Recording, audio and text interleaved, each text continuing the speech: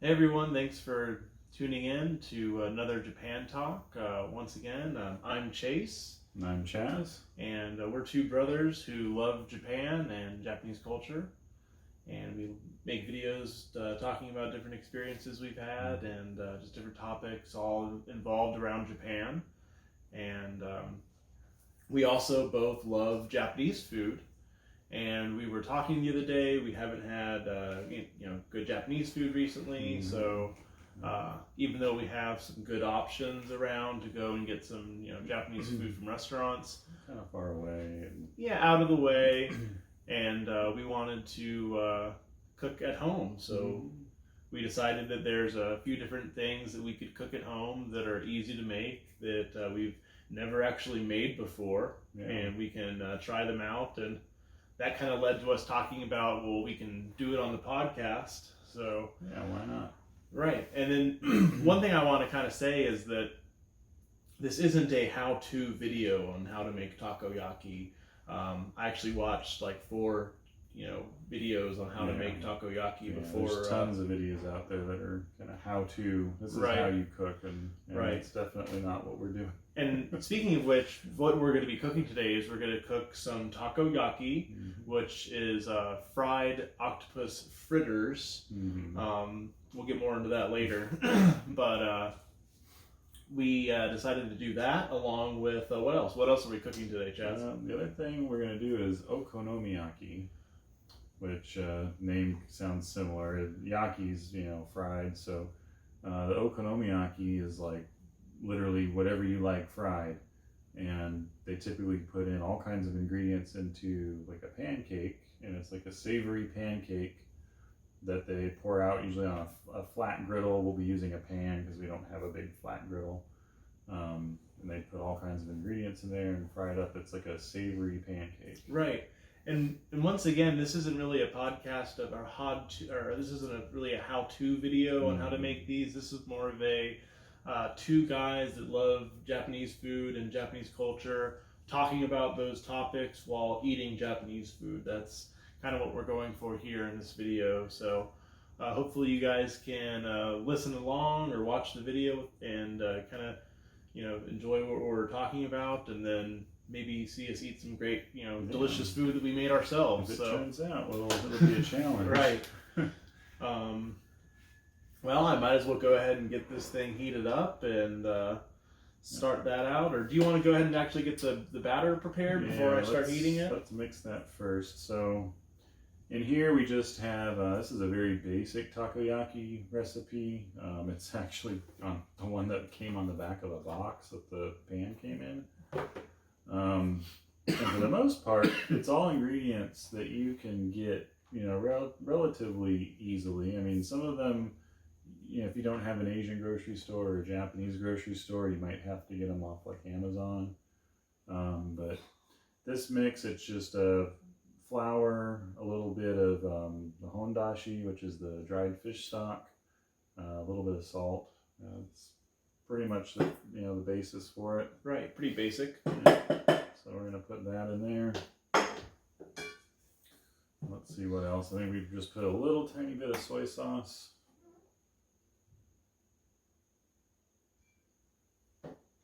And then we put just 1 egg.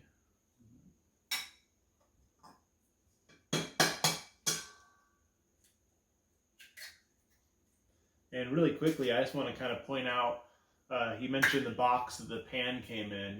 When you're making takoyaki, since they're these kind of ball-like fritters, you're going to use a special takoyaki pan or takoyaki ki that has kind of half-moon shape indentations that you cook in, that you'll actually roll the dough into kind of a ball. And once again, on Amazon, along with the cooking device that we're using, this is a very common cooking device that you would see in a Japanese home for maybe cooking like a dinner at the table, like a sukiyaki or something like that. Yeah, it's a pretty fun tradition they have over there. This one, it's a Coleman, so it's for here, it's really more like for camping. You know, we'd see these kinds of things for people that go camping. But over there, it's kind of a fun tradition to cook meals at the table. You know, they'll have a stove, you know, a big stove and everything at the kitchen, so it's not a matter of they don't have that. But it's just kind of fun, you know, to cook, you know, have a hot pot of something cooking, or to do something like this. Right. Yeah, it's great that we have the ability to kind of order these things if they're not locally available, especially things like a takoyaki pan. I mean, that's not something that you're going to walk into most retail stores. Yeah, Walmart and you want an octopus ball pan? Right. And then speaking of that, while we're bringing up the octopus balls, that's something I'm kind of passionate about, actually. I love takoyaki. I think takoyaki is, you know, so there's so much good food in Japan, but I would say it's probably my top 3, maybe top 5 favorite foods. It might even be number 1. That's in no order, but it's definitely there. But whenever I tell someone about it, like whether it's a friend or like a coworker or just someone I happen to be talking about my experiences in Japan with, I always say, "Oh yeah, takoyaki. It's like this fried, you know, octopus ball," and they're just like, "Gross! What? That fried octopus ball? Fried octopus balls? Fried octopus ball? That's disgusting. Who would want to eat that?" And it's you know, it's so hard to translate. So I've been saying to people lately that it's more of a fried octopus fritter, and it really depends on where you get it from. You can get it cooked so many different ways. It's a very regional food. So some takoyaki you might find in a city like Tokyo is going to be different than a city in Osaka. But the way that I prefer it, the way that I fell in love with takoyaki is actually a very crispy takoyaki that's more of like a fritter.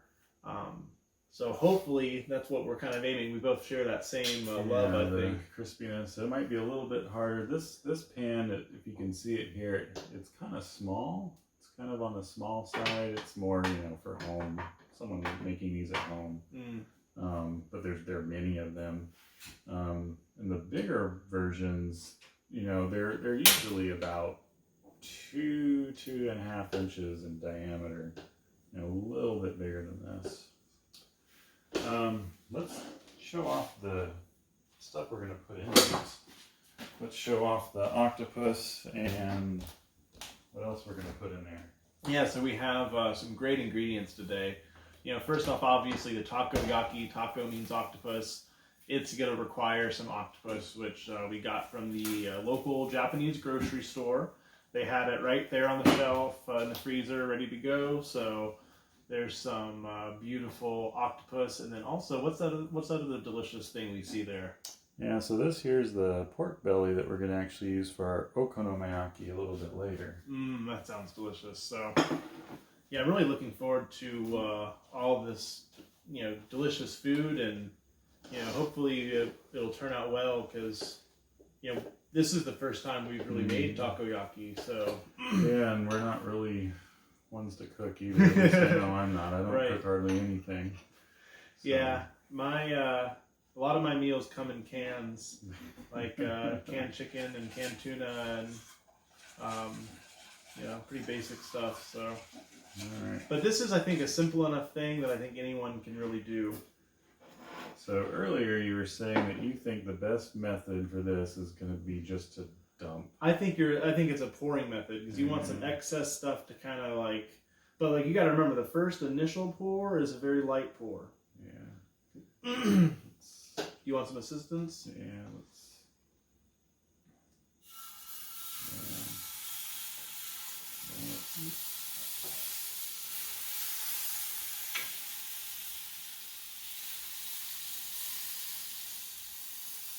And it's more liquidy than like a pancake batter. A lot more liquidy. And then I think it's... Yeah, now we're going to put in some of the octopus.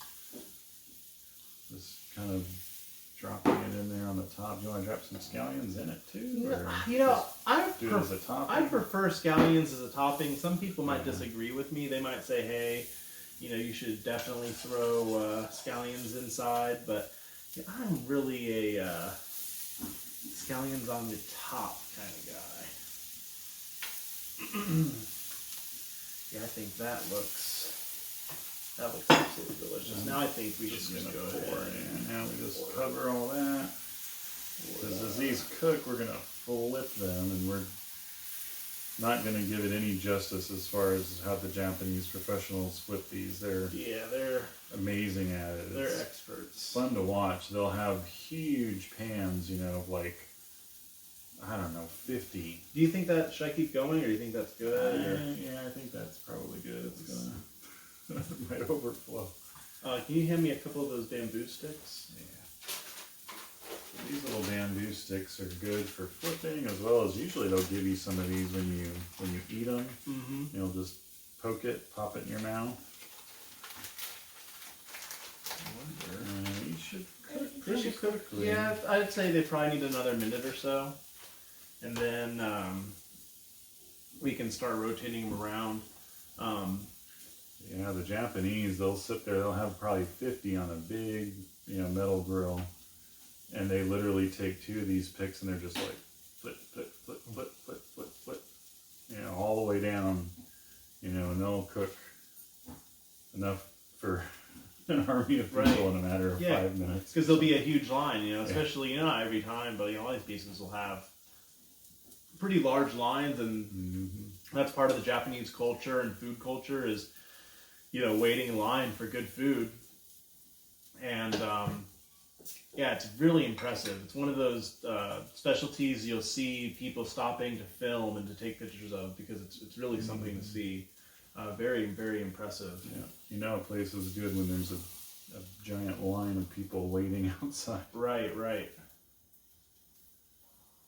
But yeah, so takoyaki is typically found either like at a festival or like a cart vendor or a small vendor that has like a small little shop facing a street or, something like that. There are some restaurants that, small restaurants that might have it, like Gindago or one of those places. Right. You might also see it on like an izakaya menu or something like that. Best usually from a small stall, especially with an old lady behind the counter, typically. And then what we're going to make later, the okonomiyaki, is typically at a restaurant that's specialty for okonomiyaki. And the way that works is you'll usually sit at a big table that has a big flat cooking surface. The whole table just about is a big flat cooking surface. And you'll put the oil and get it hot like a hot griddle, and you'll pour the batter, which the batter is just the same kind of pancake style batter mixed with whatever food you want. They do a lot of seafood. They do more Americanized modern ones. I've seen like cheeseburger okonomiyaki. Right. They do like kimchi okonomiyaki, which is really good. They have all different, it's literally whatever you want. And pour it on the flat griddle and cook it up. And it's delicious. I think these are coming along pretty nicely. What do you think? I think they're ready to flip. Yeah, I think they look nice and crispy, right? Go ahead and giving them their shape. Yeah. And then as these cook, they'll kind of brown up a little bit. These actually are turning out really nice. Yeah. Such a fun thing to do. This is this is something that I could see doing as like a date almost. Because in Japan, you're not going to go to Japan to a restaurant and cook your own takoyaki. At least I haven't come across that experience. If you find it, please let me know. Comment down below. Yeah. Let me know. I want to do that. Maybe like a thing where they teach you. These are getting pretty dark. Right. I'll turn it down a little bit. Do you think I should go ahead and just turn it off? Do you think it's hot enough at this point, or maybe not? I think it's probably a bad idea if you do. Yeah. Make sure I didn't. That's still on. I just turn it all the way down. It'll go. Way down. There we go. But these are cooking good. Getting a little crispy, but we like them crispy. But like I was saying, this is an activity that you could do as like a date, or I know when I was in college, we would have takoyaki parties. And it's funny because I went to several of these takoyaki parties, but I never actually made the takoyaki. It was always one of the Japanese foreign exchange students that was like a pro, and we made it look like it was the easiest thing they'd ever done. Wow. But and then one of the things that's really interesting about takoyaki and this kind of concept is you can switch out the ingredients pretty easily. Mm-hmm. We would actually make dessert takoyaki. We would make it with chocolate, and it was chokoyaki, and we would just have a little dessert takoyaki, and it was delicious. It was very simple, only a couple ingredients, just like this, and then maybe a little bit of whipped cream or ice cream on the side. Sounds really good. Instead of all the kind of interesting toppings we're going to put on this stuff today. So it's not. Can I say that I think I'm better at this than you? I think so. I did like 1/3 of Uh-oh. the ones you did. Yeah, that one in the middle is. Don't worry, I got it right here. Maybe all the passion, it's more of a passion project, because like I said, I'm very passionate when it comes to takoyaki, so there's some of that in there. Now remember, we gotta, for the next few minutes, as these cook, we want to kind of continue to roll them to make sure that they get a nice, ball shape. That's something we kind of want to focus on. But, yeah, I think this is something that a lot of people would enjoy making. It's very fun, especially when you're able to bring it to the table like this. This is the best part of this whole experience, is this little, $20 portable stovetop burner. Yeah. Gas, has a little propane, 8 ounce butane rather, cylinder inside, and it's doing the job, obviously. Can you imagine if you went camping, like at one of our local campgrounds, and they come up, oh, what are you all cooking? Cooking, like typical camp food, like hot dogs, hamburgers, like grilling meat. Right. No, we're making octopus balls. That's what we're making. Come sit down. We're having some takoyaks. Definitely something to be kind of interesting. Have you ever had any takoyaki that was like had something other than octopus? Not like the dessert, but like I don't know, like another savory meat. Yeah. Honestly, I haven't, but I have had the next dish we're going to have in a very American style. Kind of like you're saying, they have all sorts of flavors for them, but traditionally you're going to get, something that's pretty Japanese, but certain places you can go and get like cheeseburger or taco, and the taco is probably the one that stands out the most. This taco and cheese in an okonomiyaki, which is, that was just out of this world. Yeah, the cheese is really good Which in a lot of these things. Has me thinking, because I know we're making okonomiyaki next, and I'm going to look at this table and be honest with you, Chaz, I don't see any cheese. We might have to get some cheese. We're going to probably have to make some changes to that. Yeah. What do you think? These are getting pretty... Yeah. These are getting pretty close to done, right? They're kind of darkening up. Like we said earlier, we like them really crispy, so we're kind of looking for that little extra crisp. Some of them are getting a little dark, but then we got a little bit more to go. A little bit longer. They're cooking a little bit longer on this side. There's so many different types of Japanese food that I'd love to make. There's certain things that I'm not even going to try because it's like, tempura never turns out right. We've tried it so many times, it never turns out right. I'm not getting involved with that, and honestly, I'm not getting involved in making ramen. Yeah, because that's like more of a craft. I think so much comes down to the freshness of the noodles and how they're made, and these a lot of time goes into how delicious these broths are and how they're made, and like you said, that's like an art form. It's not something I'm going to get in, but making something simple like this, I think, is great. What other type of Japanese food have you cooked at home? We do a few different things. Amanda loves making yakisoba, which is fried soba noodles. Right. Usually just has the noodles, diced cabbage, diced carrot. I'll sometimes put some sort of meat in there if you want, you know, like if we have some thinly sliced pork or I bet that's good. you know, something will be good. And it's kind of, you know, a fun, quick and easy you know, meal to make. But one of my favorites is similar to this, where you cook it on this cooktop, is the sukiyaki. And it's actually really easy because all you really need is the bottle of the sukiyaki sauce, which is kind of like a slightly sweeter soy sauce. Right. And you just pour it in a big pot on a hot cooker like this. And then from there you can cook whatever you want. It's usually beef, but then you can throw in like cabbage and onions and mushrooms and tofu and pretty much whatever you want. Right. Yeah, I remember sukiyaki, as you know, is one of my very first experiences of Japanese food. We were, well, I don't know if I would say fortunate, but we were really lucky to have a local Japanese restaurant that wasn't the best restaurant, but for the times, and you know, this is quite several years ago. I mean, this is probably 15 years ago at this point in time. Yeah, at least. Maybe longer. And they had a very authentic menu, is the least to say. So we could try things like really good presented curry or sukiyaki, or just things that you wouldn't find in a typical Japanese hibachi restaurant.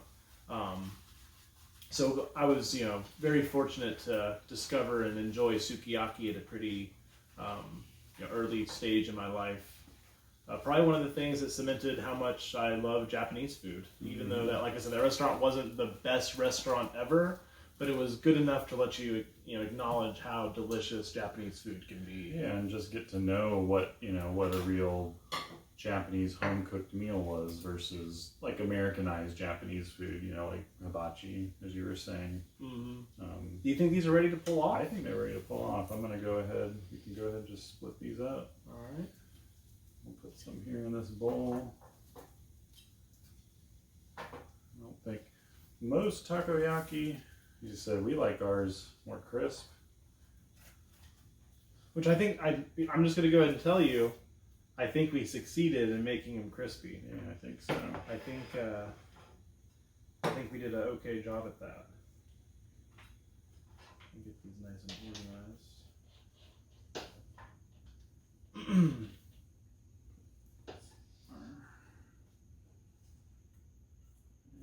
This pan works really well. They didn't stick. Yeah, I mean, great. I mean, I'm kind of surprised. We were actually considering having to maybe butter it like halfway through to get that really nice, crisp exterior, but we didn't really have to. It seems to be a pretty good non-stick pan, so it was nice and saturated and pretty slick. So like we said, we're going to put some pretty interesting stuff on top of these takoyaki. I'm just going to go ahead and kind of show them what takoyaki looks like. As far as what we made, I think it's going to look a little bit differently when you're going to Japan.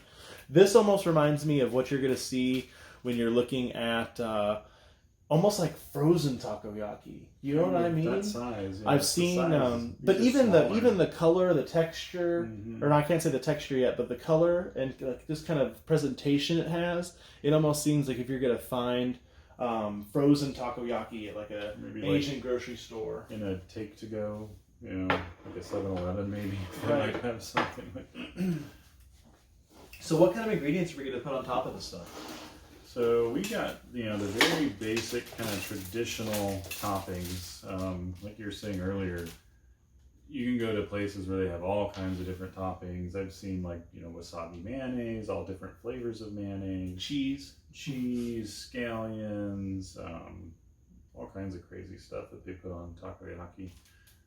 But most of them always have takoyaki sauce, so that's going to be the first thing that we put on. And this is very similar to yakisoba sauce, or even the tonkotsu sauce or tonkatsu sauce. That's like fruit. They call it like fruit sauce. Fruit and vegetable sauce. Yeah, it's basically kind of like a sweet, thicker Worcestershire. Right. Yeah.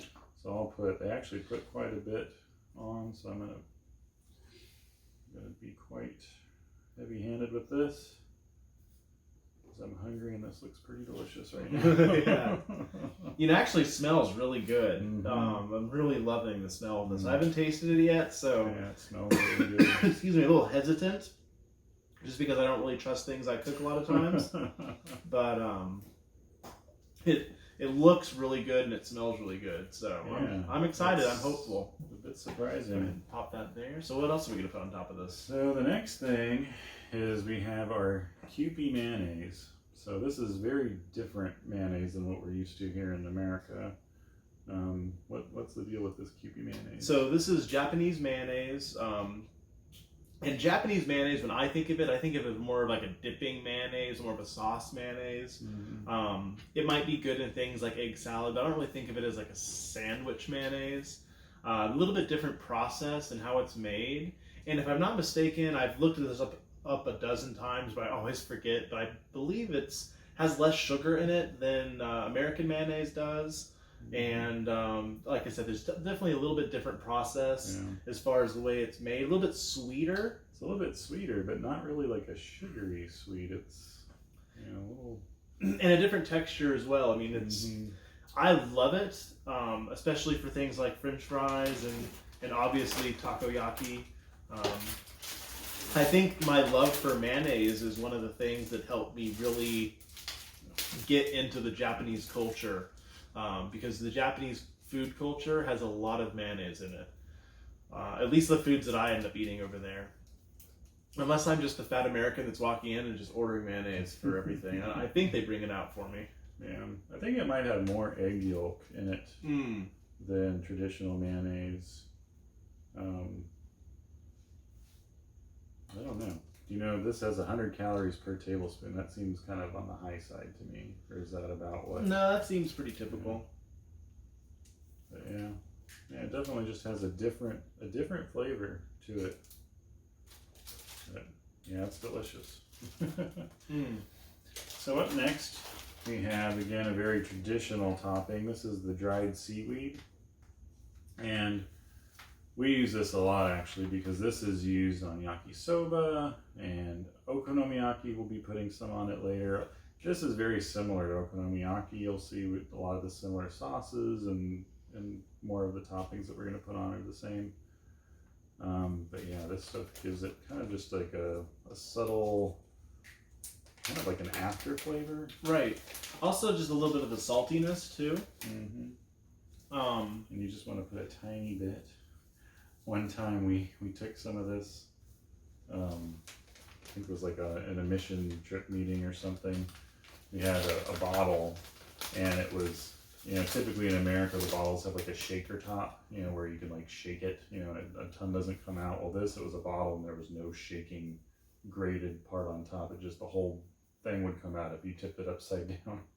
And someone had their bowl of yakisoba and they took it and they were just like dumped half of it on their food, and they were eating it and they're like, this is just really weird. We're like, well, you poured half the thing on it. So before you get to that, I think we're gonna talk about one of the kind of special toppings.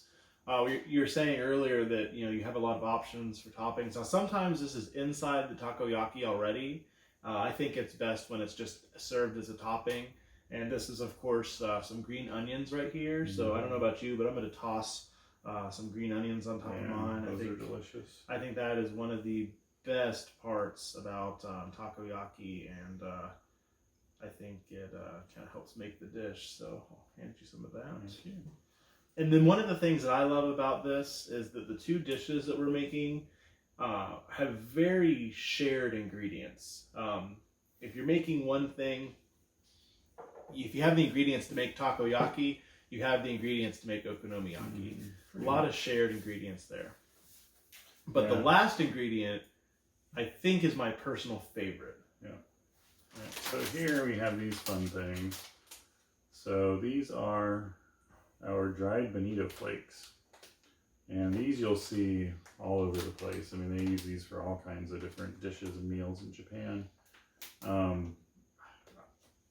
You kind of look at it and you hear, oh, it's dried fish flakes, you think, oh, that sounds awful. Right. And you look at it and you're like, it looks like, like pencil shavings. But these, I mean, you just smell. You just open the bag and smell, and it's just this like smoky. Oh yeah. Almost like if like a barbecue exploded onto like a fish. Right. Oh, Like, just this if that makes any sense. delicious flavor protrudes that bag. It's not like a fishy smell. It's like a smoked fish smell. Like, you know, to me, like people always will say they eat fish and they're like, oh, it's too fishy for me. Like certain fish are supposed to be fishy, certain fish are less fishy when they're served properly. But I love that fishy smell. Yeah. So when I have that smoked fishy smell, that's a good smell in my book. And it should be for a lot of fish lovers. So these are interesting. The first time I ever saw these was at an Okonomiyaki restaurant. And at the very end, once the pancake is cooked, you know, you'll flip it over, it's cooked on both sides. They'll put the sauces on, the mayonnaise, the regular sauce, and all that on top.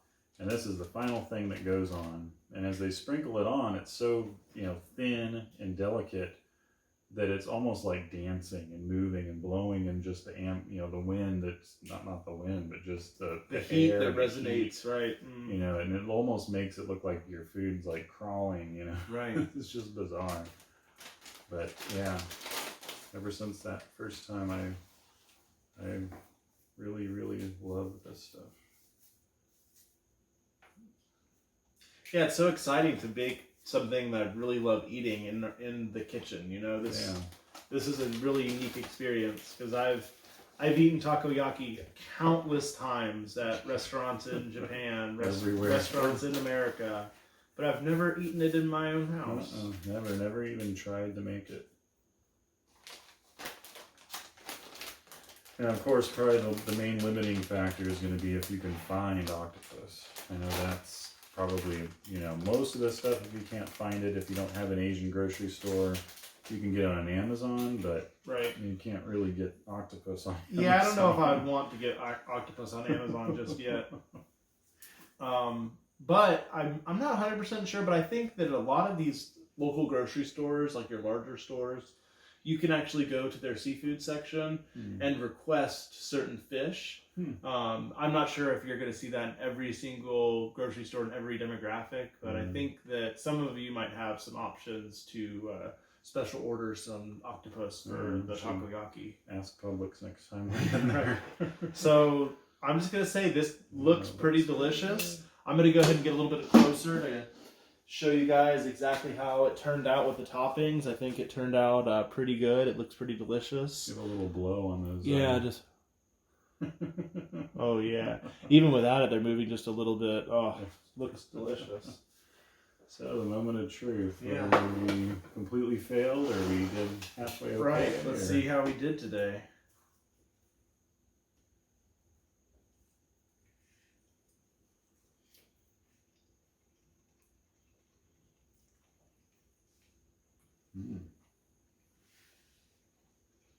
That's very surprisingly good.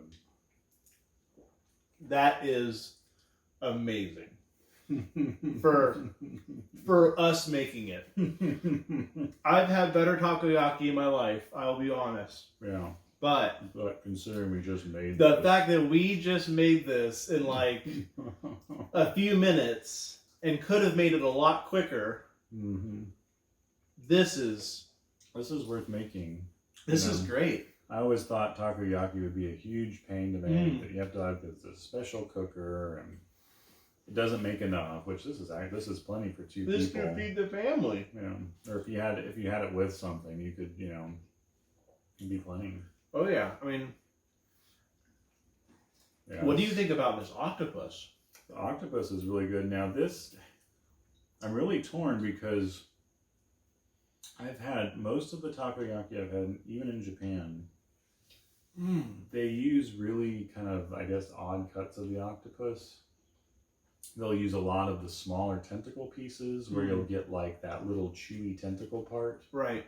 Which, some people like. I like it. I like grilled octopus. I mean, I'll straight up eat a grilled octopus tentacle off a stick. Right. No problem. But this, I tried to use kind of more of like the white meat. Right. Like that kind of thicker, tender meat of the octopus. Yeah, it's really good. It's really good. I'm pleasantly surprised with this. You did a good job in your octopus meat selection. This is... It's bringing a tear to your eye. I mean, it's so nostalgic, you know? Mm-hmm. It really is. Especially using this, having this little cooker is very nostalgic of some of my times in Japan. Some of my, most fond memories, Yeah. But I think this turned out so much better than I thought it would be. And I was honestly having a little bit of anxiety about turning the takoyaki. Yeah. I was thinking, we're going to burn the house down. We're going to burn it all. We're going to waste our time. We're going to have to just delete the video because it's evidence of embarrassment. We're running as the whole thing catches on fire. Right, like insurance claim. You got to delete the evidence. But this is great for the fact that we made this in, like I said, very small amount of time. Yeah. So from people that can't really make too much. I mean, I tried to make gyoza a few weeks back. And that was disastrous. They all stuck to the pan. I put oil and everything. Non-stick pan, layer of oil. They all stuck to the pan. Right. Yeah, I think I'd do this again. Yeah, this is sure. Definitely worth it. And then, like I said earlier, if you're having like a dinner with your family and you want something to go along with it, all you do is you prepare the same batter. Maybe not add the dashi, but you can add some chocolate chips and make some takoyaki. Make a little dessert to go. A little bit of whipped cream or some ice cream, or maybe just by themselves, depending on what kind of sweet tooth you have that day. Yeah, that would be really good. And it's delicious. I mean, it's amazing, especially with the ice cream. That's the key. Basically, it would be like chocolate chip pancake bites with ice cream and I know this is kind of completely unrelated, but I think that I have a mission in life, and it's actually not related to Japan at all. It's a separate mission, and my mission is to make sure that people are aware that Oreos are kind of like croutons for a bowl of cereal. So if you ever eat a bowl of cereal and you're feeling like you want to hate yourself a little bit more that day, but then enjoy life a little bit more as well, just crush up a few Oreos on top of a bowl of cereal. Especially if it's like a Honey Bunches of Oats-esque cereal that has that good crunch to it. That sounds You're going to thank me. Try it. But, yeah, these are delicious. Yeah, I mean, I'm kind of afraid to continue eating them just because they're like, it's like, so addictive. And I'm looking forward to the Okonomiyaki, and I'm really excited about that. But this was definitely something that I would recommend recommend a friend to do if they have any kind of interest. Excuse me, man. I'm enjoying it a lot, it seems.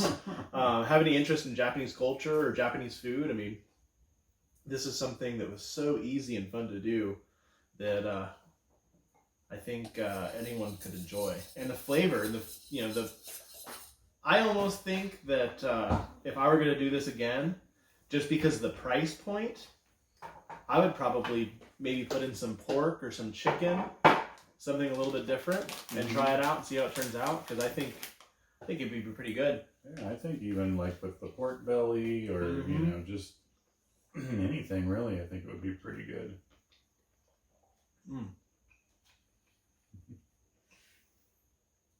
We have so much here. Do you want to see if we can find someone to share it that maybe doesn't know as much about Japanese food or what it's like? Do you want to see if we can find someone that we can share this with? Yeah, sure. It sounds good. Who can read it? So here we have Lucas. Lucas is Chaz's son. And Lucas, have you ever been to Japan? You've never been to Japan. Have you tried takoyaki before, though? I don't think so. You haven't? I Maybe think you one. might. I think you maybe might a have few tried it. times. A few times when we were just having them taste, you know, anything and everything we could have them taste. Right. We would go to a good restaurant locally and get some of this.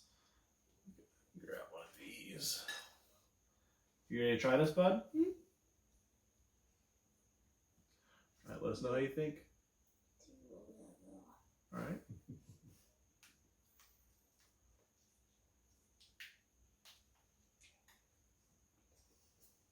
It looks like it gets Lucas's approval. Do you like octopus, Lucas? Isn't that good? Yeah, you have a mouthful, so it's kind of hard to talk. Yeah, most people don't like octopus or squid, which is very, you know, similar texture if cooked right. But so many people, their experience with those two are like just chewy, or like they get just that little tentacle piece, and it's like this just chewy, nasty thing. Or we're really worried about seeing things like people choking on the suckers. Mm-hmm. Oh, did you like that part? Look, it was too hard to chew. Oh, it was too hard to chew? Well, we tried. Another one. Hard pieces. Hard pieces to chew. Yeah. So yeah, sometimes you'll get. So we cut up all of the octopus in this one. So I don't know if you can see this little piece that I found here. This has these little suckers on it. So this is typically what people experience when they're eating the octopus meat. Now we got a whole tentacle. It was about this big, and it was, you know, maybe like 3 or 4 inches in diameter at the very biggest, and it tapered all the way down to a tiny little tip. And so that as it gets smaller and it has all those suckers, it is a lot more tougher. And definitely not as good. So the better parts were where we had that kind of fine white, almost bacon-like meat. Right. I cut it when I cut it kind of in half and flayed it open, where it looked almost next to the bacon. It looked very similar, just like this flat piece of white meat. Well, I think that it's about time to maybe clean up a little bit and start preparing to make some sukiyaki. Yeah. Or I'm sorry. You wish. Yeah, let's make some sukiyaki. Yeah. Some okonomiyaki. Yeah. That sound like a plan? That sounds good. All Let's right. get it all cleaned up. We'll see you guys in a few minutes, and we'll start on that. All right, welcome back to part 2 of our video. Yeah, cleaned up a little bit. And looks like we're about ready to make some okonomiyaki. Yeah. So first things first, want to go ahead and start preparing the batter a little bit? Or we got batter here is, you could probably make it the same way as the other one by just using flour. You did get the little mix of okonomiyaki powder mix. So we're just going to use that. But you can find, recipe for mix just with flour. I mean, it's basic. It's like the difference of making pancakes with Bisquick versus, making your own, mix. It's very similar. But we're just going to add the 1 cup of that. And our 2 last eggs that we have here.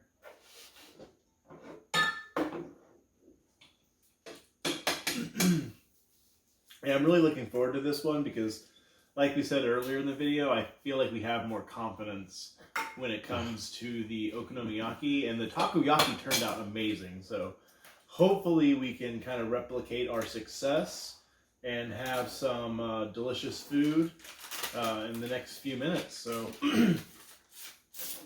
like I said, we had to add some cheddar cheese here to the mix, because that's something that goes great with pork belly, goes great really good in okonomiyaki.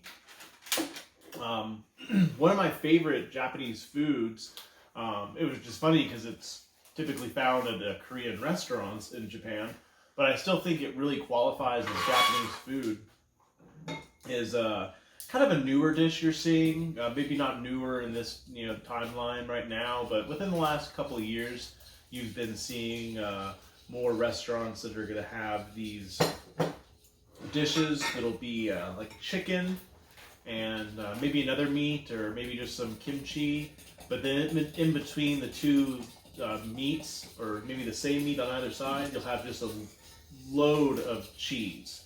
And basically they'll tell you when the cheese is melted, it's ready to eat. And the cheese will melt, and then you'll take that chicken and you'll dip it into the cheese. And it is one of the most amazing food experiences I've ever had. Sounds really good. Mm-hmm. Definitely delicious. You think that that's about ready for some cabbage, or you want to mix it up a little bit more? Yeah, let's dump the cabbage. Go ahead. We're gonna add like about 3 cups of shredded cabbage here. Yeah. Nice finely shredded cabbage. This is one of the main ingredients in okonomiyaki rather. Yeah, and I literally just took it to the grater. I know some people chop it up. I know some restaurants you go, it'll be like this, basically coleslaw, grated very, very finely. Mm-hmm. Other places it'll be thicker, but I like it really finely. And a lot of times they'll let you choose, actually. There was one okonomiyaki in Nagoya where they would let you choose a lot of the different options. You could do cabbage, or you could do just the green onion. Really? Whichever one you want, or both. Speaking of that, do you want to add a little bit of green onion to the... Yeah, let's add the green onion. There we go. This is going to make a lot more than one. I thought this was going to be enough to make one. Yeah, he kept telling me, yeah, this is just going to be one. And I'm like, I don't know. I think... Probably 3. I think you could probably make 3 full-size things with this one. Yeah, a lot of great ingredients here. Pork belly, cheese, cabbage. It's not the healthiest of foods, but it's not the worst. It's not the worst. Could be worse, I guess. Mm-hmm. But yeah, essentially it is a savory pancake with whatever you want in it. Right, and keep that in mind whatever you like. That's things like shrimp, or I've seen them freeze avocado or chill it and then use that in it, so it kind of sticks to its consistency. Kind of like when you make blueberry pancakes, you want to use like the frozen blueberries. Right, So they same concept. Like You're gonna see great options like kimchi and kind of an almost endless menu of choices at some of these places of different toppings you can put inside your okonomiyaki. Yeah. Well, I think it's about time to kind of... Yeah, let's dump the meat. Okay. And the cheese. Go ahead. Actually, can you give me one of those? You have a bamboo skewer over there that you put any more? I put them over there. No, it's fine. We're gonna cook this, so... I'll use this same fork. There we go. Hopefully this will... I want to be conservative and save my fork for eating. I don't want to use it on the raw pork. What we don't have, which is kind of one of the fun things to have with okonomiyaki, is the little tiny little... the spatula, the little tiny spatula. I mean, that might be necessary. How do we plan on flipping this okonomiyaki? I don't know, probably just use like a regular full-size metal spatula. Close enough, right? Yeah. Maybe next time I'll have to look on Amazon and see if I can find some mini spatulas, because that's definitely one of the experiences. Some places you'll eat it with chopsticks. Some places they'll actually give you a little miniature one to eat with as well. So that'll kind of depend. And the cheese. I think we're gonna add some cheese now. Maybe mix that in just a little bit and I'll add some more so it's not all clumped together. Oh yeah. It looks good. It looks really promising, right? It does. It looks very similar. You kind of know what to expect from this because you cook it yourself in Japan. So this isn't too terribly new and foreign to us because they usually just bring you the bowl of all your ingredients to the table and you just mix it right there and put it on the flat griddle in front of you at the table. And the only thing we were unsure of is how much ingredients they actually bring. Yeah. So this looks like 2 bowls worth what they normally bring. I would say maybe even 3 bowls worth. Possibly 3, because usually it's a bowl like this size, a little bit taller. Do you want me to go ahead and pop this on? Let's get this started up. Go ahead and get our signature blue Coleman heating up a little bit. This thing has actually impressed me quite a bit, Yeah, look at this. This is And that's not on a very high setting. Yeah. It's kind of a minimum setting. And I noticed, I mean, it's not useful for us here, but at a campground, it has this like wind buffer around the flame. Yeah, very impressive. Heats up nice and quick. Really nice and hot. It seems to have pretty good efficiency as far as its using of the butane in there. Mm. We haven't ran out yet. Hopefully we won't run out before this is Right. done cooking. Right in the middle of cooking. Let this heat up a little bit. But yeah, that's one of the things that I really like about Japan is that experience. You see in a lot of different style restaurants that are very common, or that cooking it for yourself, you know, or being a little bit more loose in the kitchen. You know, I wish I love having all the rules and regulations and the safety we have in the United States, but there's certain things I see in Japan where it's like, man, if only we could do that. Yeah, it's just fun. It makes going out more of a fun experience. I mean, the closest thing we get here is Korean barbecue, which even then, most of the Korean barbecue places around here tend to try to cook it all for you. Right. There are a few that will let you do it all on your own, which just makes it a fun experience. You know, you can cook it the exact way you want it. You don't have to mess with it. Right. You know, just really fun. Yeah, definitely a fun experience. You know, and a lot of that also ties into just that difference of culture as far as drinking. Like one thing I always say, which is so funny, when I'm in Japan, I really enjoy going out to a bar and having a nice drink or several with some friends. I love that. I feel safe. I'm not driving anywhere. I'm not with anyone that's driving anywhere. There's no no reason to be behind a wheel to put anyone else's life in danger. Oh yeah, that was perfect. I put about a third of it in there, I think. Oil was starting to get a little on the hot side. But then when I'm in America, I don't really prefer to drink at all, and it's funny because we have this society where it's like you have to drive out to wherever you're going, to whatever experience you're going to. Where Japan, you have this kind of intimate ability to be out and about in the city or the town you live in as soon as you walk out your front door, where I have to go and access those things, you know. I'm going to grab a full-size spatula. Get us a flipping tool so we can flip this. I wish that there was a little bit of a better angle, maybe when it cooks a little bit more, or maybe on the second one we'll get a good angle to see what this is looking like cooking. It really looks delicious. There's a lot of beautiful colors in here. Green, the nice orange, yellow from the cheddar, the different colors coming from the pork or from the bacon. I mean, we definitely have a treat in front of us that's going to be done fairly soon. I mean, that's one of the best things about the meals we've worked on tonight. They're quick. They're fairly quick for how complicated they might seem. They're just because they have complicated names doesn't mean that they're a complicated process. It seems, you know. Yeah, it's quick and easy. And if you just had whatever meats or whatever vegetables, you could probably just throw literally whatever you want into this Right. thing. I'd love to really see what people could come up with as far as creative, okonomiyaki they'd like to try. Like anyone watching this video that thinks of something that they'd like to see in an okonomiyaki, what kind of cool ingredients that you think you would like best, just comment down below, let us know. I'd be curious to see. I think if I were going to choose any ingredients to put inside, it's probably going to be pork belly, cheese, and avocado. That's really that's good. probably my number one. But I think that we'll settle for the cheese and the pork belly tonight. Yeah.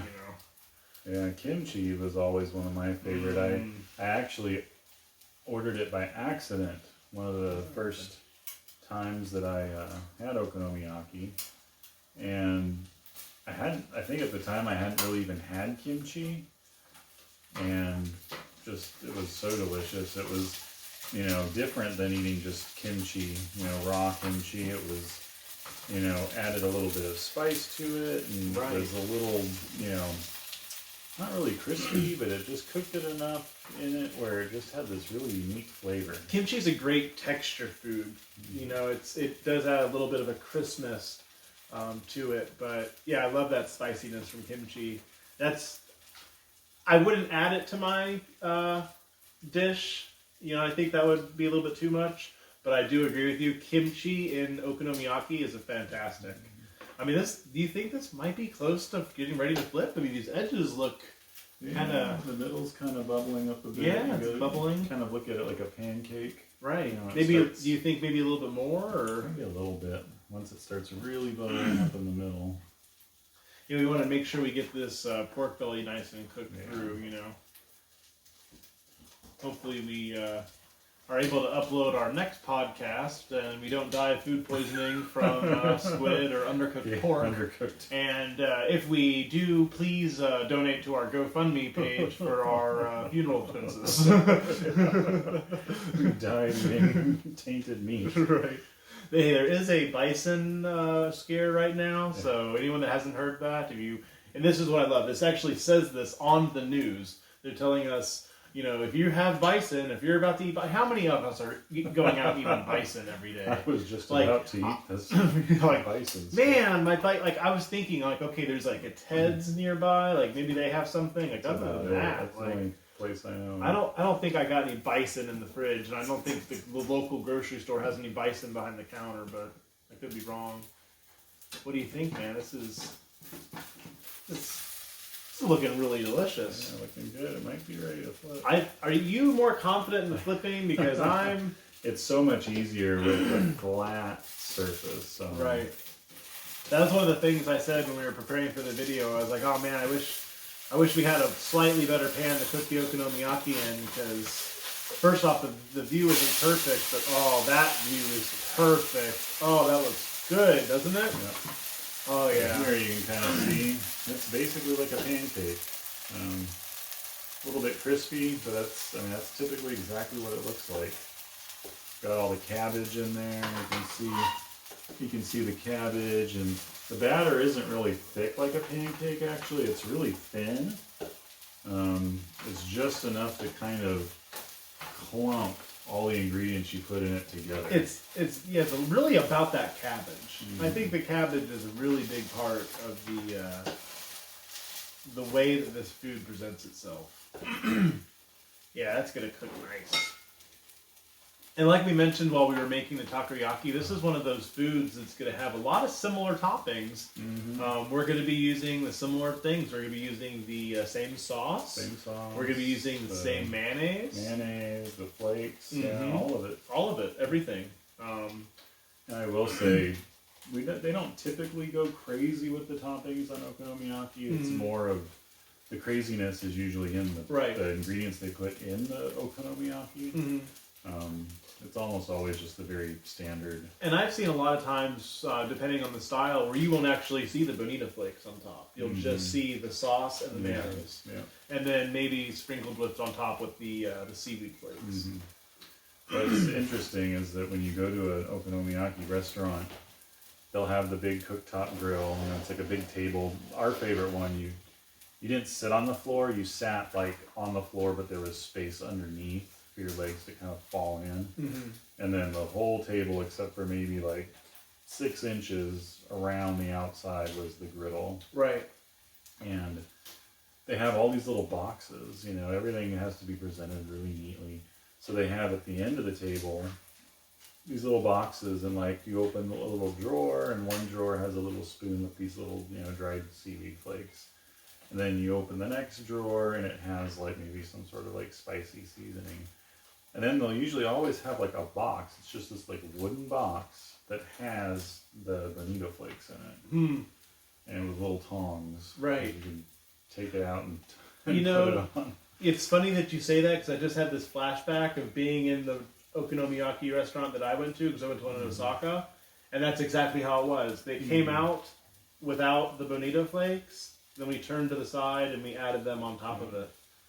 What are you thinking as far as how this is coming along? Do you think I'm starting to smell that bacon?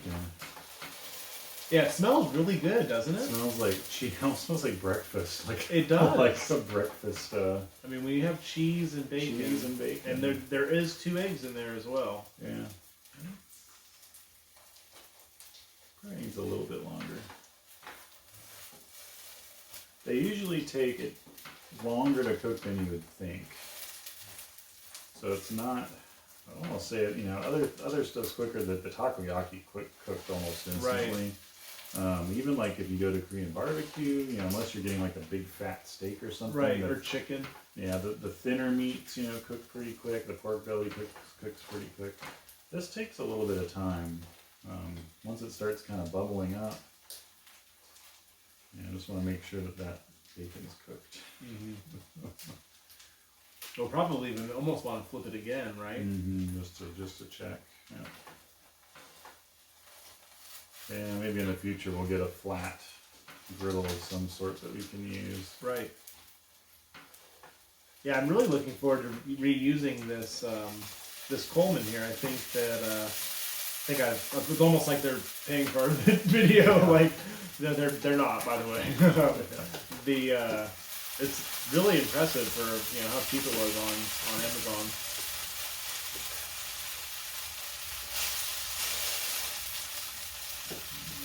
Yeah, this is looking really good. And it's something, like I said, it's so customizable, Mm-hmm. which that's one of the things I really love about Japanese food is you have kind of two different sides of it. You have the side where you go in and you say, okay, how does the chef prepare it? That's the way I want to eat it. And then you have the side of it where you go to like a ramen shop and you're like, well, I want extra corn, or I want, and there's all these different options for adding different things, or sides you can choose, or dumplings in the noodles. I mean, there's all these different restaurants that let you really customize your food. And different toppings. Mm-hmm. But then you still have that aspect of going in and saying what is this this, I'm going to eat it the way that it's prepared, because that's the way it is meant to be eaten.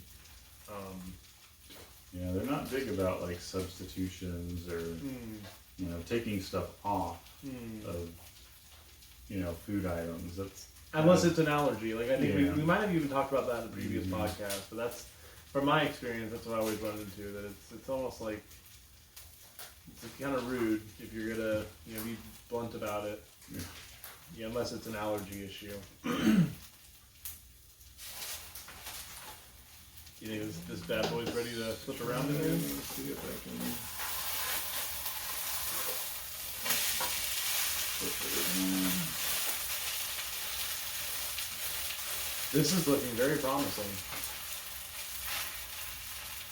That bacon is looking pretty cooked. Yeah, I think it's probably good to go. I think we should hover on it for at least another minute. Let's let that other side get a little bit more crispy in that one section. But I think you're right. I think it's done.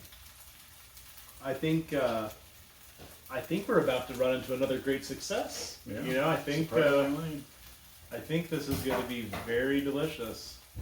Didn't take very long to make, and that's that bacon. Now I'm really starting to smell that bacon. It's really coming through. It's I just remembered something that I have that we can showcase. what's that? It is a special mayonnaise contraption. I think I know what might be coming. This is a very crucial part of the mayonnaise culture in Japan. It's a shame we should have had it for the okonomiyaki. But this is an interesting contraption. You want to tell us about this a little bit? Yeah, so this here is very common. You'll see this, something similar to this in Japan almost anytime mayonnaise is involved. It's a mayonnaise dispenser that shoots, 5? Yeah, because this one is the mayonnaise type 5. That's what that says there. So it has, I'm sure they have like type 10, I've seen ones that are like, this fat, like type 20, it just shoots mayonnaise. But it's nice because you don't get like one thick strand of mayonnaise. You can get, a fine, delicate mist of mayonnaise on your food. If only the lids were the same size. I know. That's what they should do, is they should have a lid that just directly comes off and attaches to the Kewpie mayonnaise lid, right? Almost. That's funny. But should I put a little bit in here so we can... I think we got to be authentic about it, right? Let's put Put a little bit of this in here. We actually use this quite a bit. Put a lot of it in there. You needed some mayonnaise. That enough? A little bit more? Yeah, just put a little bit more, just in case. I mean, you're probably gonna want to use it that way later. Yeah. Now that we have all these we have all cool this devices and all the ingredients and toppings, we'll have some leftovers probably. So maybe take advantage of that in the next week or so. There we go. Seems like you've also supplied us with a nice clean plate. Yeah, I think we're good. I went ahead and turned the heat off. Oh, okay. Figured it was. So we got our first one. Oh yeah. A little straggler. You get off a little bit, might as well. Oh yeah. Doesn't that look delicious? And it's not even ready yet. We have some other stuff to do. That's the base layer. This is just the beginning. Alright, so again, first up we have our okonomiyaki. Okonomiyaki sauce. Go ahead and start. You're pretty generous on that, right? Yeah. Say. I think that's pretty good. Yeah. And then I usually do mayonnaise next. I think that sounds like very reasonable to me. These are mayonnaise. I'm excited. I haven't. I don't know if I've used this one. I've had them in Japan, but I've seen it in Japan. Oh, that's the mist. Is that too? No, it's not. No. I usually do like a cross pack. Yeah, right. You do a little bit right there. You get like artistic. Oh yeah. I just thought of mayonnaise mist, and I pictured someone going through like a car wash. Like a mist. You shined. I think is it time for some seaweed flakes? Yeah, we got our seaweed flakes from before. Man, I love putting these on. By the way, this is probably my favorite topping. I give them a little pinch, yeah, and then sprinkle a little bit. Like you said earlier, you don't want to get too many clumps of this stuff. You want to get a nice even coating. Yeah. Give it nice, beautiful green color. Yeah, it's a contrasting flavor, right? And you especially for an appearance, because I think a lot of this is an appearance. You know, bringing a visual aspect to the food, bringing in more colors. You kind of want to line with your mayonnaise and let it stick to that mayonnaise because that white and green coming together is really visually pleasing, I think. Man, I'm getting too excited for this. And of course, the final topping that we put on is our bonito flakes. Oh yeah, time to go with the bonito flakes. What do you think? Can we do on light on the bonito, heavy on the bonito, kind of medium? Maybe kind of light. Kind of light on it? Yeah. Let's see here. Is that Pencil shavings. Yeah, I mean, when you said that, when you said, "Oh my gosh," There they go. There goes the curling. It really looks like that. Yeah, they're already moving around. Oh my goodness! Can we get that? Can we get that on camera? We saw it with the takoyaki a little bit. But I think this is piping hot. So you might see that move a little bit more. That beautiful okonomiyaki. Oh my gosh, that smell, Chaz! Doesn't that smell amazing? Amazing. Do you have a clean utensil? Is this one clean? Yeah. Let me grab another one. All right.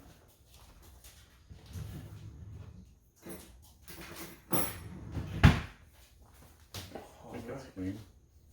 That was the one that I was protecting, so Okay. I'm pretty sure that one's safe. Well, The moment of truth. so let's go ahead and think. Is it going to be better than the takoyaki? I don't know. It's gonna be hard to beat that takoyaki. No, That was takoyaki's pretty surprisingly good. I think was easier. I think this is going to be better than the takoyaki. Yeah, I'm more probably. excited for this. I love takoyaki more, but for some reason the smell.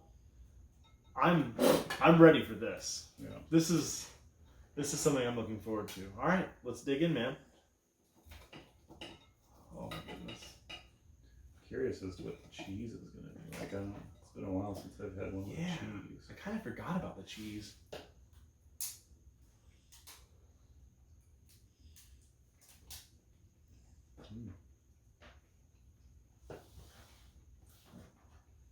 Oh man, did you get a piece of pork or a piece of bacon? Yeah. Oh man. Even just the cabbage is good. The cabbage like absorbed the flavor Mm-hmm. of like the cheese. Like the cheese just like kind of melted and dispersed throughout the whole thing. And the cabbage, you know, cabbage really kind of absorbs. You know, we have a lot of cabbage like that we boil. You know, we'll do like a roast or something where we'll broil, you know, cabbage or something. And it just kind of absorbs a lot of stuff. I think that's what it did in this. It just kind of absorbed all the flavors of all the other stuff in here. How is it? Way better than the takoyaki. Yeah, Right? way better. Way better. Way better. I mean, the takoyaki was good because it turned out round. It had a good flavor. The toppings by themselves, like honestly, you could probably put these toppings on top of anything. Yeah. It'd be pretty good. Yeah. But the crispy, like this is the crispiness of it. And what's funny to me is that every time I've had this at a restaurant, it's been a little bit smaller as far as the diameter, a little bit thicker in the middle. But this is almost like the style you would see that's like the Tokyo Okonomiyaki. It has a slightly different name. It's almost like that, where it's a very thin, almost like I hate to say crepe, but just that's a thin okonomiyaki. It's great because you can usually order like more of them. You can share flavors a little bit better since they're lighter. Right. It doesn't fill you up as much. But this is...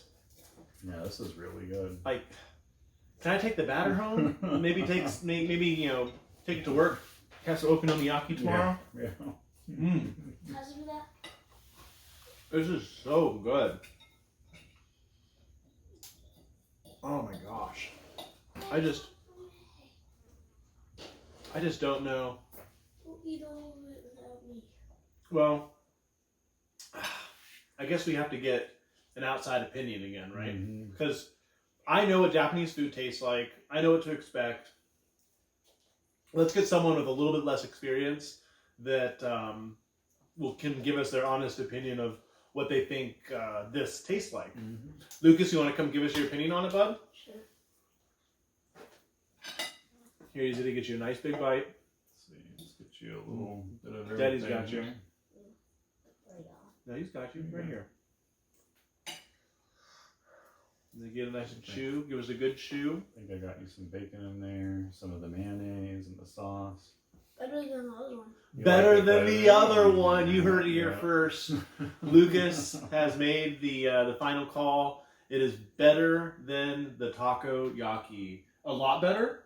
It's great. So we're successful as long as we don't die from food poisoning. Well, Yeah. we'll be golden, right? I think we're good.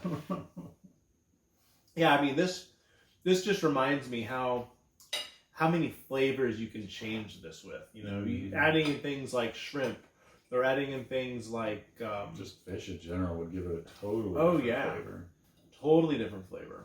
Yeah. And the bonito flakes, it just goes so perfectly with that batter. It is so good that Lucas went and got his own fork so he could eat the okonomiyaki. We have young children in love with Japanese food.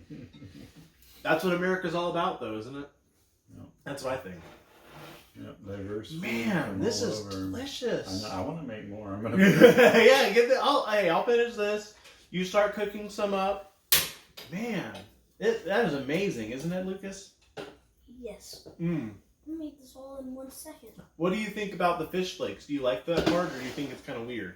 It's kind of weird for me. Do you like it though? Does it taste good? It tasted good. Tastes good, but Yeah, it's definitely a little weird. I've never had fish flakes, so Right? it's weird to me. Well, Lucas, I think you're very adventurous. I think you're really good at trying new things. I think a lot of people would be kind of scared to try something called okonomiyaki. So thank you for being willing to try this food and letting us know how you think. It was probably the best one. It was the out best of one? the two. Do you think we should cook more food in the future? I think we should cook some more of that right now. Well, we got probably 2 more out of this. Right. Well, thanks a lot, Lucas. We appreciate you being in our video. Yeah, thanks. Man, that looks great. So are you going to try to get it a little bit different shape this time? Are you going to try to make it a little bit smaller and then a little bit thicker? Or? Yeah, I'm going to see. I don't know if I can, but I'm going to see if I can keep it together. It's very runny. The batter is, again, more runny than like a pancake batter. Right. But you can kind of form it into a single shape, smaller shape. Right. To get it towards that more thicker, pancake. It's looking good. Yeah. It looks like you got it. Once it gets a little bit cooked, I can show it. It'll be a little bit smaller. The other one was really spread out. It was very. What I like though is I like that. Like, it's funny that we're kind of trying to change it because it was perfect. Like, it really tasted amazing. I almost preferred it that crispy, kind of flatter, almost like hash brown to an extent on the edges. Very crispy. Oh, I really like that. But I'm really curious to see how this turns out, if we can cook it properly and make sure it's not too gooey in the center. Because also one of the things I've seen is it says in the instructions to not press down on it too much. Mm-hmm. So that's kind of a big key to when cooking these, is that you don't want to flatten it down too much, because you're letting you're basically changing the shape what it's meant to be. It's supposed to be a nice plump kind of pancake. Yeah, so this one's going to be quite a bit thicker. Right. Oh, that looks good. Quite a bit smaller, but at the same time it looks meatier. Mm-hmm. That's a very meaty okonomiyaki. All the pork got stuck in this. Yeah. Well, you say that, but there's quite a bit of pork. Yeah, maybe we just put a lot of pork in there. Put like half a pound of bacon in here, I think. Yeah, definitely a good choice for meat. Definitely something that was just ties so well in with these sauces. Mm-hmm. I mean, absolutely me. And it's funny because I hate to admit this, but I love mayonnaise, even if it's not Japanese mayonnaise. It's delicious. It is really delicious. Dip fries in it. But when I think of someone just saying like, "Oh, I'm just going to dump a bunch of mayonnaise on this," I kind of back off. I kind of go, "Wait, what?" Like I can be the guy that might dip his French fries in mayonnaise occasionally. That's probably about as far as I go, but there's a difference in the taste of the mayonnaise and the just a slight texture difference that just really makes this mayonnaise great for dipping, great for being lathered on things. Mm-hmm. It's definitely something worth looking at and trying, especially if you like dipping your French fries in mayonnaise. Oh yeah, I think it's great. I think it's great for dipping. It's a very good dipping mayonnaise. Mm-hmm. Man, that is looking almost restaurant-esque of how the okonomiyaki should look. Once again, beautiful mixture of colors. Very green, and just the multiple colors coming from the pork. And then of course as it cooks, it gets this beautiful dark golden brown color. Yeah. Oh. And you want to be patient on flipping it. Mm-hmm. I think that's one of the things I learned early on when I first went to the okonomiyaki. I thought, kind of like a pancake. Like a pancake you can flip pretty early. As long as that bottom is solid, you can pretty much flip it and it'll flip. Right. Whereas with this, if you try to flip it and there's any kind of give in the middle, the whole thing will just collapse. Fall and apart. Like with the scramble. Mm-hmm. Scramble Still version. turns out pretty good. Tastes the same probably, yeah. but Still tastes pretty good. it's not the same experience. Not as pretty. What other kind of Japanese food do you just do you really miss on nights like we were having the other night, where you're just reminiscing about all the great food you've eaten over the years? What do you miss the most? Well, when we were in Japan, at least with me, I would really get into a particular food. So the first 2 months after I moved there, I was waiting for Amanda to come, and she was finishing up school. And I really didn't want to cook anything, which honestly, I don't know why anyone cooks anything in Japan. There's so many restaurants everywhere. It's cheap. It's Right. always, in a lot of cases, cheaper to just eat at a little Japanese restaurant somewhere. But for those first 2 months, I ate ramen pretty much every meal for like dinner, sometimes lunch and dinner, just depending what day it was. Tried probably a dozen or so different ramen places, Right. every week. So I mean, that's probably one of the biggest foods I miss. It's one of those ones that's hard. Right. It's hard to make your own really good ramen without putting a ton of effort, Time and effort, yeah. heart and soul into it. Right. It's not something you just casually whip up. Mm-hmm. And like you can make something that's good, for Mhm. sure. And I'm sure there's someone that'll one day watch this or is watching it now thinking like, oh, I could make ramen really easily. And it's like, you might be able to make ramen that's good, but like when you've had the Michelin star rated stuff and you've gone to all these amazing restaurants and you've eaten, these chefs' heart and soul dish, it's you can't just whip it up like that. Mm-hmm. That is heart and soul in a dish. At a lot of these places, not every ramen place you go to, but a lot of these places, you really experience something when you're eating their bowl of ramen. And it's kind of related to okonomiyaki in a sense, where it's customized. You can change it up, like I kind of briefly talked about. Like you can have the ability to make it spicier, or add this ingredient, or this topping, or an extra egg, or extra meat, or a different type of meat. Mm-hmm. There's vegetarian options. There's a lot of different things there. So. One of the most amazing foods you can ever have, and something that I think sounds boring to people. They don't understand. I tell people like, "Oh yeah, ramen noodles, it's so good." And they're like, "Oh yeah, ramen noodles, I know those. Like the minute instant noodles, that's about as all it is that cooked. There's no, it's not a culinary art like it really is. So." I think that's one of the kind of underappreciated cuisines for someone that doesn't really know a lot about Japan. She's getting into the Oh goodness, we got a kitty cat attacking our closed and sealed bonito flakes. So, Okay. that was a good flip. That was successful. That was a successful flip. And I'll just set those there for now.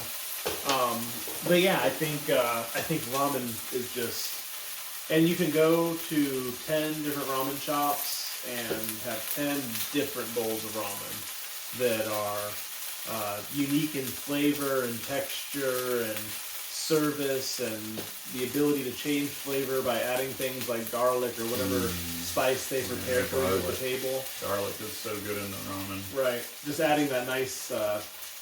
That's how I know I'm in a good ramen place. Is I look at the table and they have garlic just on the table, ready to go. Yeah. Oh yeah, that's what I love. And just all the variety. I mean, the different ingredients that they can put in it, but then you have the various soup stock versions of ramen. So you have like your shio ramen, your tonkotsu ramen. You have miso ramen. You have like white miso ramen. You have red miso ramen. Right. So there's just so many different variants that you can get. And it's funny because like you can eat one of them and say like, oh, that's my favorite ramen. This is what I like. I always thought I was a tonkotsu ramen guy. Like that was the best end all be all ramen.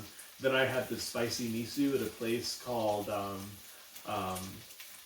Kikambo in Ikebukuro. If you're in Japan, you see this video, I highly recommend going to Kikambo. I might have already said this on the podcast because that's how much I love this place.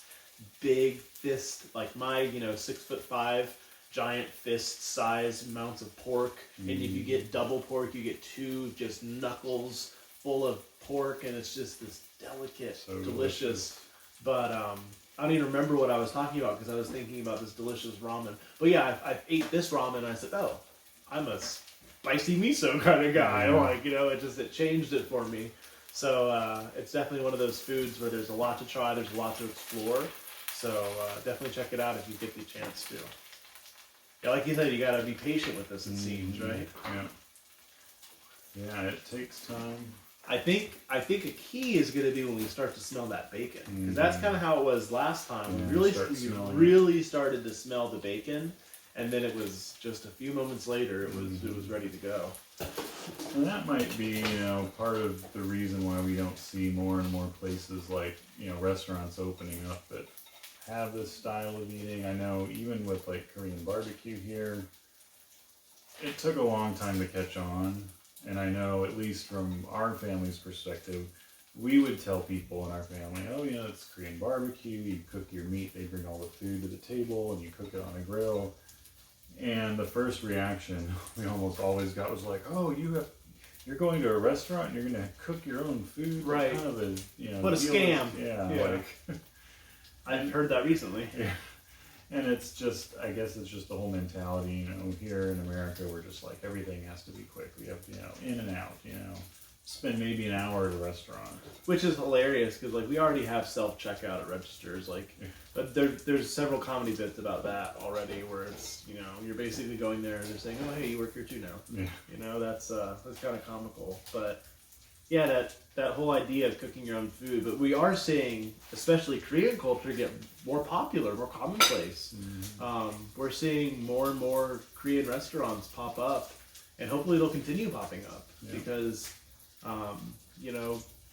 different cultures bring a new culture into these, existing areas that really livens them up and makes them more attractive and, more fun to be in, Yeah. I want to live in a place where I look around and I see all these different people that are eating all sorts of different foods, and they're all looking at each other and saying, what are you eating? Yeah. Like, I want to live in this society where people are connected by food, and all unique, delicious food. right, not just like chilies or right. Applebee's. We need to get rid Charlie's. of the chilies of all the different generic crappy microwave nonsense. Get out the single burner and cook up some okonomiyaki.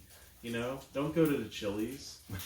This is the 2 for $20 is nothing compared to this. 2 for $20 will give you diabetes and right. Especially that large Coca-Cola you're getting with it with unlimited refills. Oh man, I can't tell if it's quite there or not.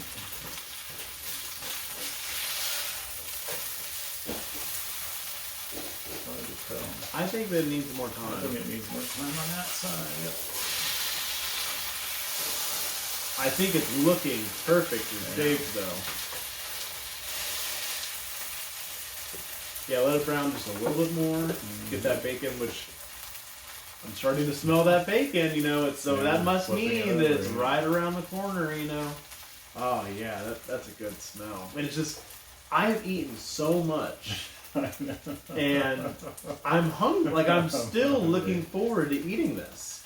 Well, that's the other thing, is it's like, we get that if we go to a restaurant here, like we go to a local Japanese izakaya, and we'll get like a little plate and we'll eat it, and then you'll get like another little plate and you'll eat it, and you'll get, so it's this progression of food, and you're having fun, you're talking, or you're drinking, or whatever, and you're having a good time, instead of, waiting for like 15-20 minutes with your drink, and then you get one big plate of food, and then you eat it all in one go, and then that's it. Mm-hmm. It's a very different dining experience. Right. I love that izakaya, which is like, like a Japanese bar that serves drinks and food, usually open up late night. They have a kind of tapas menu typically, where it's going to be, like you said, small plates. You might see, a couple pieces of takoyaki, 4 pieces of takoyaki, or you might see something like chicken wings, or, they'll specialize in different things. It could be like a izakaya that's dedicated to yakitori, which is like the chicken skewers, grilled chicken skewers. So many different types of restaurants like that. I love that way of dining. And I always really enjoy taking friends or, coworkers, whoever it may be, to these types of restaurants that are new to them, where it's like, okay, let me just go ahead and order. Let me handle it. Do you have any allergies? No. Okay. Do you have anything you don't want to eat? This is what I plan on ordering, the type of meat. make sure it's okay with them, and then just kind of go through and order a couple small plates, have them come through, and then they're kind of looking at it like, what's this? And then like you hit the button on the table that beeps, and the person comes over and says, oh, what can I do for you? And then order some more food, and like just that different style of eating. You know, you don't do that in America. You don't say, oh, let me order the second course real quick. You do appetizers, drinks, and then your food, if anything. Yeah. Oh man. And that's not even getting into the whole thing where you go eat and then you drink and then it's like, oh, okay, now it's time for like the next place, and you go to the next place typically and go to like maybe a bar and you have a little bit of snacks and drink, and then like maybe after that, something, you know, not everyone, but like most of the people will go to the next bar to drink and hang out, and then usually there's like the final one where only like the most dedicated crazy people right go. The ones that have their ties tied around their head ready to go. Yeah, I think that culture is so interesting because it's completely enabled by their public transit. Yeah, totally. You know? And there would be no way to do anything like that without a very safe, concentrated public transit that allows you to go anywhere in the country, you know, while, you know, completely intoxicated, I mean, just more or less. I have seen people, white, American, Australian, Japanese, so drunk on these trains that I've seen some nasty stuff. Like, you know, Japan's a very clean country. Japan is consistently beautiful in the city where there's millions of people. I've seen some nasty stuff on trains before. I'll be really honest. I won't go into detail because I just, you know, we're about to eat some good food, but I've seen some terrible stuff. Probably not nearly as nasty as what happens on the trains here. Yeah, I mean, definitely not. But I've still seen some pretty gross things on the trains there, involving drunk people. Yeah. Involving alcohol, I should say. But yeah, that's one of the things that I just think is so interesting. And like I mentioned, like I don't really drink in the United States. I don't really, you know, enjoy the taste of alcohol.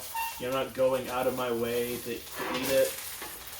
But I still think that there's something special about being able to go out and let loose and have fun and not have to worry about you or yourself putting anyone in any danger. I really like that about the Japanese public transit system and the way that they operate there. Not to say that, like, if I was out drinking in America, I'd be like, oh, I gotta drive drunk. I'd get an Uber because I'm a responsible human being. We have that nowadays, at least as an option. But I still think that there's something that adds that additional stress when someone invites you down to a neighboring city, saying, oh, hey, come out and join us for drinks. And you're just thinking, well, if I go out there, I can't really drink because I gotta drive home and I got work in the morning, and next thing you know, you're just being antisocial because you don't want to put yourself in any danger. Yeah. So. Yeah, and you know, even if you miss the train or if you've gone somewhere, I mean, we went several times where we went out late at night and we were on our bicycles. Right. And we'd then go home on our bicycles, which was a blast. I mean. And safe. Yeah. You know, it's like one of the things I thought was fun is today I went to the Japanese grocery store, like I mentioned. And the lady behind the counter was talking to me and Lucas, and Lucas was, you know, basically asked if he'd been to Japan before, and he said no. And the lady who was Japanese was telling him, oh, when you go to Japan, you'll be, you know, very safe. You can go around just like you are now and be completely safe. I thought that was just such a random thing for her to say, but it was funny because it's so true. We've kind of talked about it in the past where you have this country where you'll see, you know, 7-year-old children and younger just walking around on the train, going through the bus station, just on their route, doing what they need to do, and it's beautiful to see that it's a pretty safe environment for that kind of concept to be allowed. Yeah. You know, that wouldn't fly here. I mean, I occasionally see younger children walking around downtown Atlanta, even if they're like with a parent, and you kind of like have to do a double take because it's just not common. Right. You know, there aren't that many people going down there with children. I don't know if in certain situations I might, depending on how I felt, but you know, I see a kid, like a 7-year-old kid by themselves, walking around somewhere in a certain area, I'm gonna think like I need to call like the police or something. Yeah. Like there's a like criminal activity going on here of some sort. But yeah, you just don't think like that in Japan. No. This one is taking a lot longer because it's so much thicker. I think it's gonna be really good though. Like I said, it's really meaty. Yeah, that might be why. It just has a lot of pork in it. A lot of weight to it. Yeah, I think this has been a really good success. I'm really looking forward to eating this next one, seeing how that turns out. But I think that we should talk about doing some other Japanese food in the future. Mm-hmm. You know, maybe not every week by any means, but you know, at some point we should talk about doing some other cool things. You know, Yeah, some interesting foods. If any of you watching have any suggestions on any kind of Japanese foods, or heck, I mean, we'll do like Korean food. right? One of the interesting things about living in Japan was that all the foreign foods over there were totally different than the foreign foods we have here. So like Chinese food in Japan was completely different. You know, just, I mean, not even remotely close to what we call Chinese here. You know, well, it probably wasn't like, true Chinese food. I've been told by a lot of people that, it's Japanese Chinese food. It's more Right. like they cater to our tastes here. It's the same thing. They cater to the Japanese tastes there. But yeah, it would be, we had a lot of Korean food for the first time in Japan. Right. Like bibimbap and... Heck, I'd like to make that cheese dish with the pork.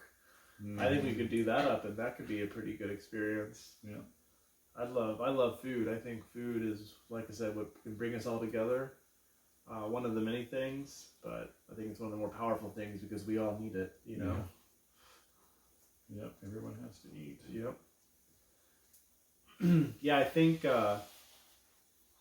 when you go to Japan, two foods that you should try are definitely takoyaki and okonomiyaki. Both are very accessible. Yeah, you're going to find them a lot of places. See it everywhere. Especially Osaka. I think Osaka is really famous for okonomiyaki and takoyaki. Yeah. I had okonomiyaki in Osaka, like I said, and it was amazing. But I'm telling you, man, that last one was a contender. I mean, that was really good. Really So good. I have high hopes in this one because this one looks more traditional. Okonomiyaki as far as thickness and size. It's getting nice and crispy on the outside, I can tell. Which I would say that... I think it's got to be done at this point. You think so? Yeah.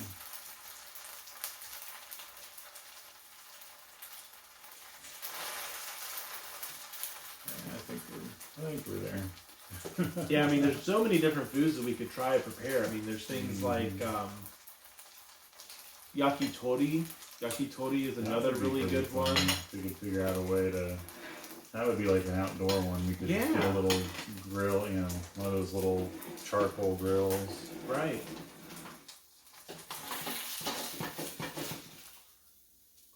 Should I flip it?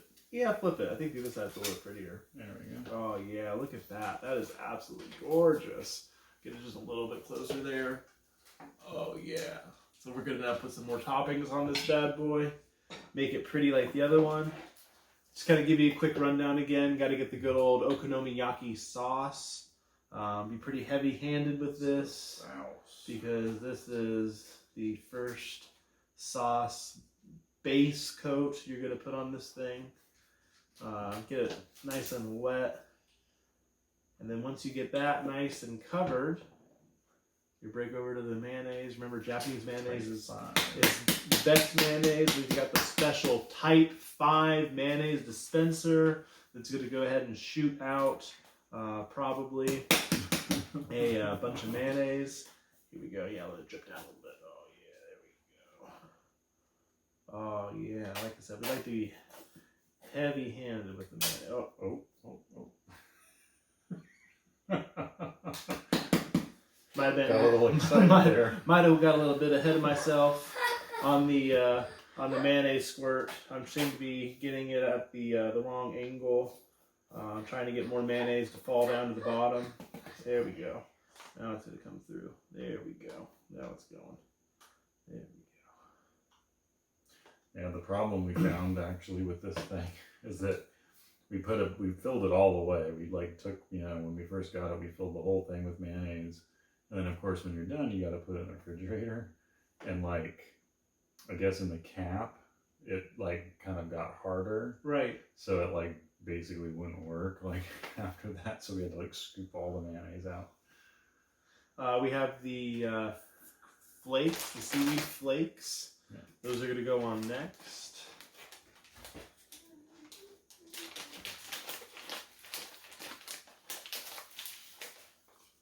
Oh yeah, isn't that beautiful? Mm-hmm. I just love that green and white contrast. I think that is such a nice color combination. Adds a nice little good bit of flavor. Yeah. It's such a, it's a very savory dish. The Japanese, I don't know, there's all that stuff about, the Japanese and their their extra flavor category, that they created, or, the Asian food is famous for is that umami. Yeah, the umami. It's that savory flavor, and this is right up there with its level of savoriness. Should I go a little bit heavier on those, you think? A little bit more? Just a couple more? Yeah, just a little bit more. Maybe get a little bit more up on the top. Oh, yeah, see how this is breaking it up. That's a piece of art right there, isn't it? Man. Yeah, I think anyone watching this definitely deserves to see this a little bit up close.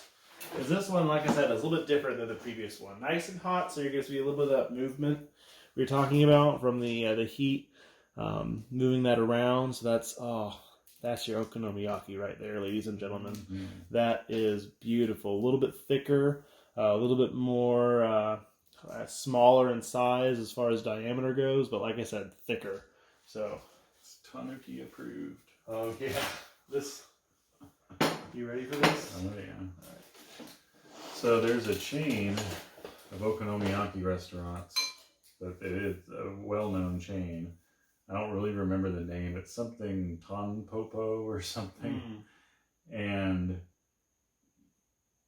every one of these restaurants has that big deranged-looking tanuki with the giant male things. Big raccoon dog.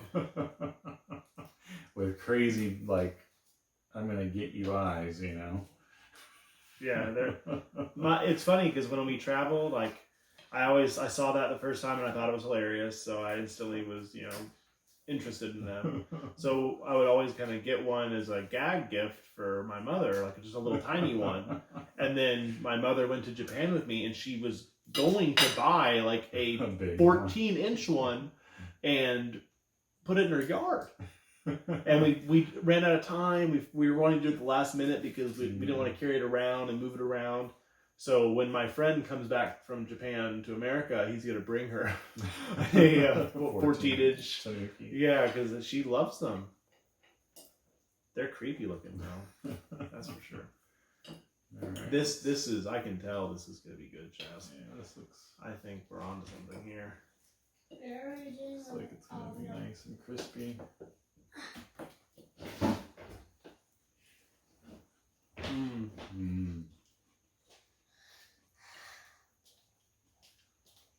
Yeah, that's really good. Where's this my fork? It's so savory. Look who's back. Look who came running as soon as the food was done. Right? Yeah, that's your fork, bud. It's good when you have a little kid saying, man, I want to eat some Japanese food right now. With things like seaweed and fish flakes and, mystery sauce. Mystery sauce. How is it compared to the other one, man?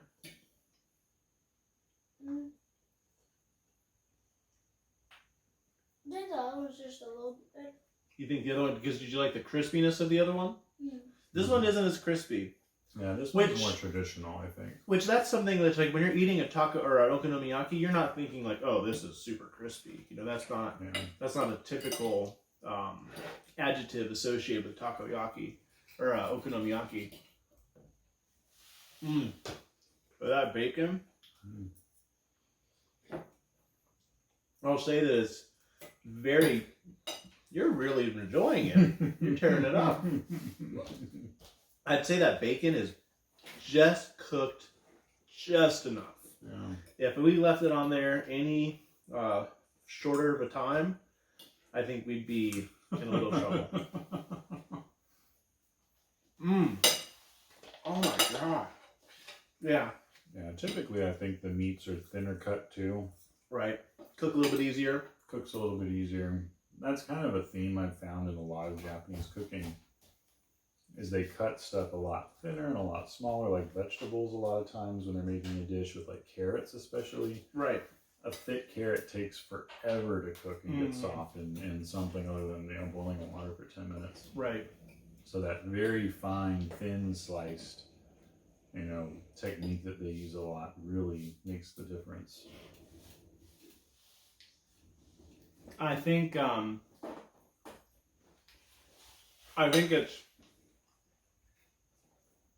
it's just like it would be in Japan. I think so too. Man, it was so easy to do too. Yeah.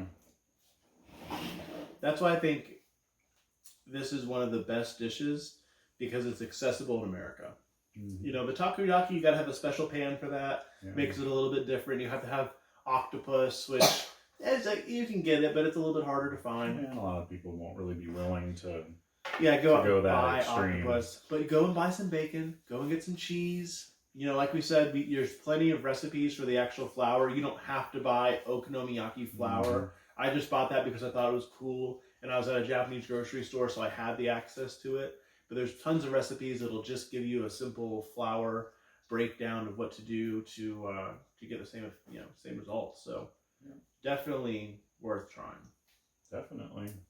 Well, I think this was successful. We didn't kill each other with food poisoning yet. We didn't burn the house down. Right. We'll find out in a couple, 24 hours or so. If we're up all night with Hidoi we successfully fed one of our youths some great Japanese food. So I think this is definitely a success.